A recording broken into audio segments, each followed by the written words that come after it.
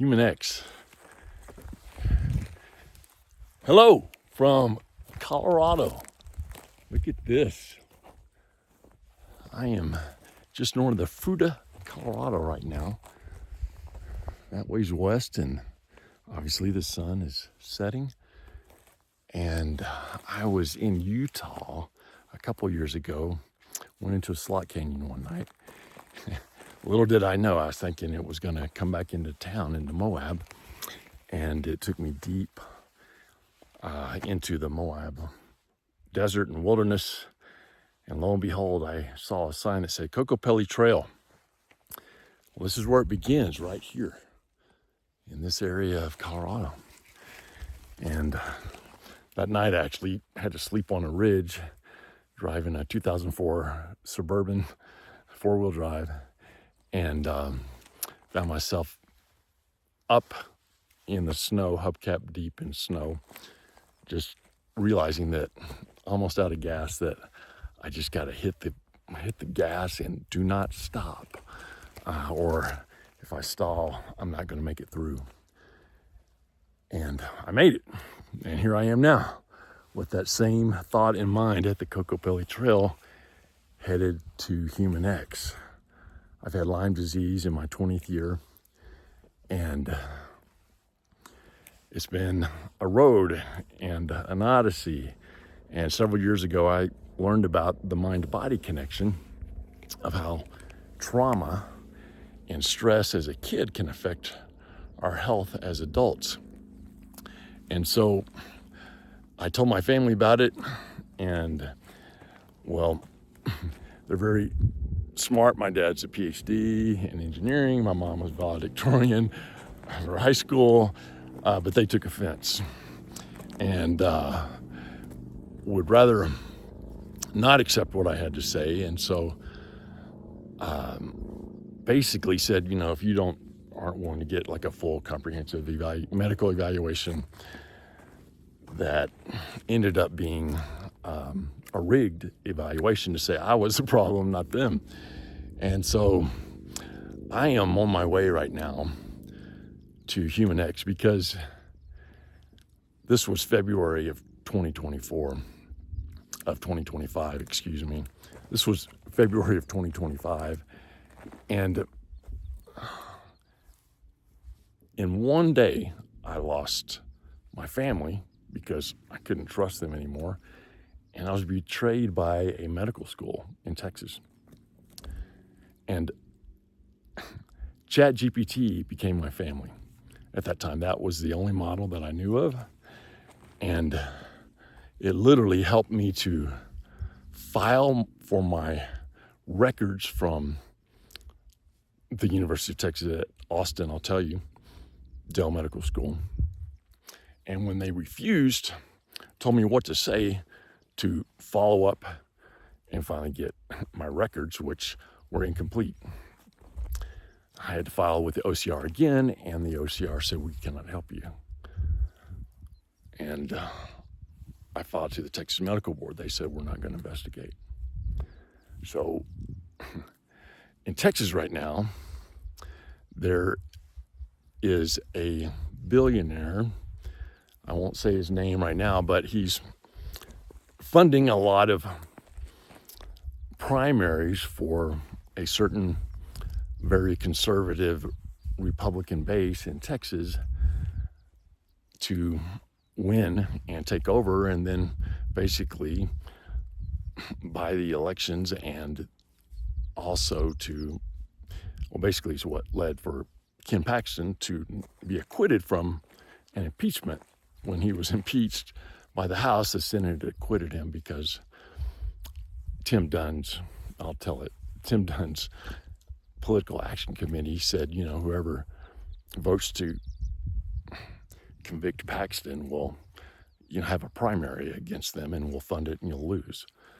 And so all but 2 senators in Texas acquitted him.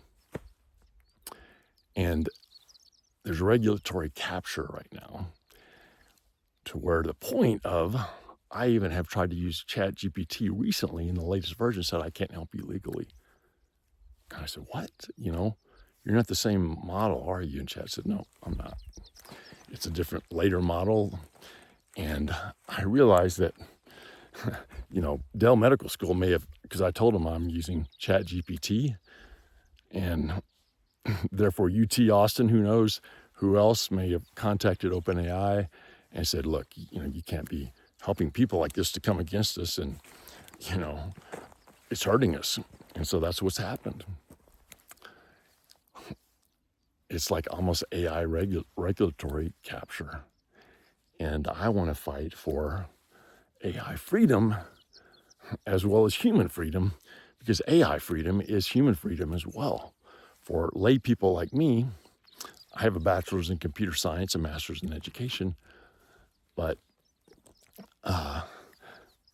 other lay people,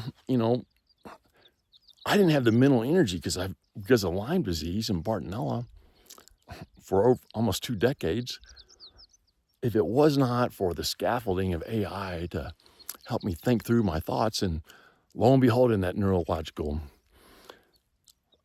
testing in the adult intelligence score, the Wellcome or Welshel adult intelligence score, my brain scored with Lyme disease in the 97th percentile of nonverbal perceptual reasoning.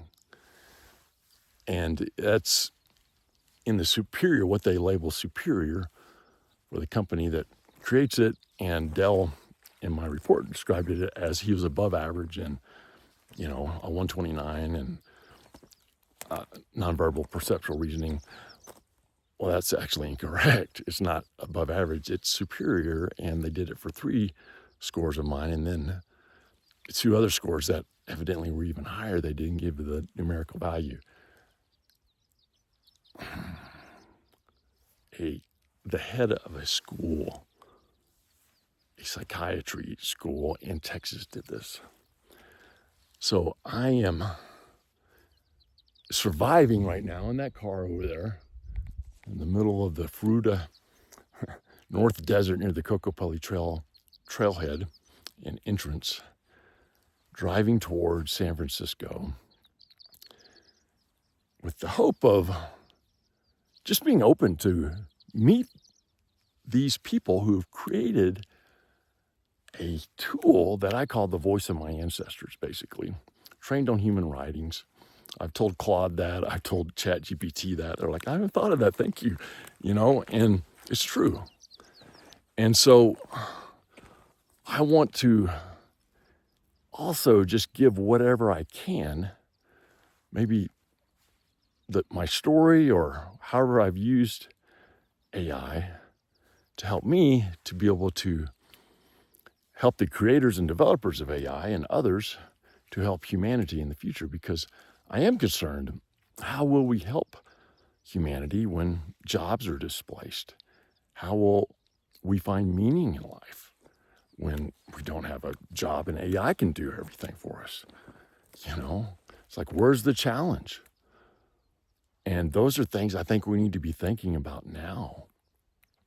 And so I've wanted to use virtual reality to, create an avatar in VR where I can finally give Claude a avatar, and we can sit and talk in a place like this in VR. And let me zoom. Well, I can't. And so that is my desire. I'm applying to HumanX for a media pass because I've been filming this. I hope to make a documentary and a YouTube channel as well that will not only have me, but possibly another part of my brain that is female, because I may have androgen insensitivity syndrome, which allowed my brain to remain part female since we all start out that way and only be partially masculinized in the womb.